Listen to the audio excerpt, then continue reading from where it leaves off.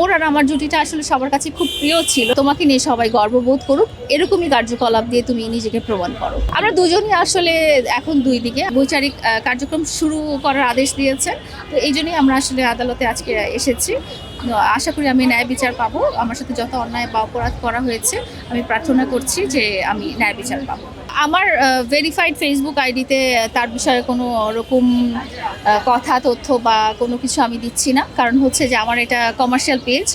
আর আমার পার্সোনাল আইডিতেও ওর ব্যাপারে কোনো কিছু আমার দেওয়া হচ্ছে না। আমার নামে অনেকগুলো ফেক আইডি আছে, অনেকগুলো ফেক পেজ আছে, তো সেখানে হয়তো শেয়ার করা হচ্ছে বিকজ ওর আর আমার জুটিটা আসলে সবার কাছে খুব প্রিয় ছিল এবং সবার কাছে খুব একটা ইমোশনের জায়গা ছিল। সবাই খুব ভালোবাসার প্রতীক হিসেবে নিত। তো সবাই ইমোশনের জায়গা থেকে হয়তো আমাদের স্মৃতিগুলো ধরে রাখার জন্য ভিডিও বা ছবিগুলো আপলোড করছে, বাট আমার ভেরিফাইড পেজ বা আমার ভেরিফাইড আইডি থেকে ওর ব্যাপারে কোনো পোস্ট নেই।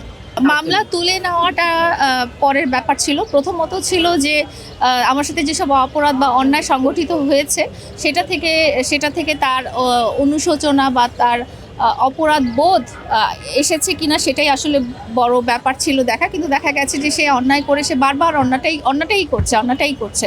তো ওই অন্যায়টা যদি করতেই থাকে তার মানে তো হচ্ছে সে শুধরায়নি, তার সংশোধন হয়নি, তার মধ্যে অন্যায় করার প্রবণতাটা আছে। সেটা সে আমার সাথে করেছে এবং ভবিষ্যতে আরও অনেক মানুষের সাথে করবে, অনেক মেয়ে বা পুরুষ বা মহিলা যার সাথেই হোক না কেন করতে থাকবে। তো একটা সামাজিক প্রাণী হয়ে বা সামাজিক মানুষ হয়ে বা আমি ইভেন তার শুভাকাঙ্ক্ষী হয়েও আমি চাই না যে সে কোনো খারাপ কোনো কাজের সাথে জড়িত থাকুক বা অপরাধের সাথে জড়িত থাকুক। যেহেতু 4 বছর আমরা একসাথে ছিলাম, তো আমার সবসময় চাওয়া যে সে একটা ভালো মানুষ, শুদ্ধতম মানুষ হিসেবে গড়ে উঠুক। তো এই জন্যই একেবারে শেষ চেষ্টা হিসেবে আমি এই পথটা বেছে নিয়েছি যে 1 নাম্বার আমার সাথে যে অন্যায় করা হয়েছে সেই অন্যায়টা বিচার চাওয়া। দ্বিতীয় কথা হচ্ছে যে তার মধ্যে যেসব অন্যায় করার প্রবণতা আছে সেই প্রবণতাটা যেন দূর করে দেওয়া হয়।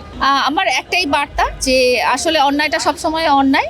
আমি চাই তুমি শুদ্ধতম মানুষ হও এবং আমি চাই তোমাকে নিয়ে সবাই গর্ববোধ করুক, এরকমই কার্যকলাপ দিয়ে তুমি নিজেকে প্রমাণ করো। আমরা দুজনই আসলে এখন দুই দিকে, আমরা আমাদের জীবন নিয়েই ব্যস্ত। সে তার জীবন নিয়েই ব্যস্ত, আমি তার জীবন নিয়েই ব্যস্ত। তো মাঝখানে দেখা গেছে যে সেই জীবন আলাদা জীবনের মাঝখানেও সে আমার উপরে প্রভাব ফেলে সে মামলাগুলো তুলে নেওয়ার চেষ্টা করতে চায়। তো সেই হিসেবেই আসলে আজকে আমাদের আদালতে আসা। তো আমি আশা করছি ন্যায় বিচার আশা করছি এবং আমি বিশ্বাস করি যে আমি পৃথিবীতে বিচার না পেলেও পরকালে অবশ্যই আল্লাহ তাআলা সব দেখেছেন এবং ন্যায় বিচার আমি পাবো।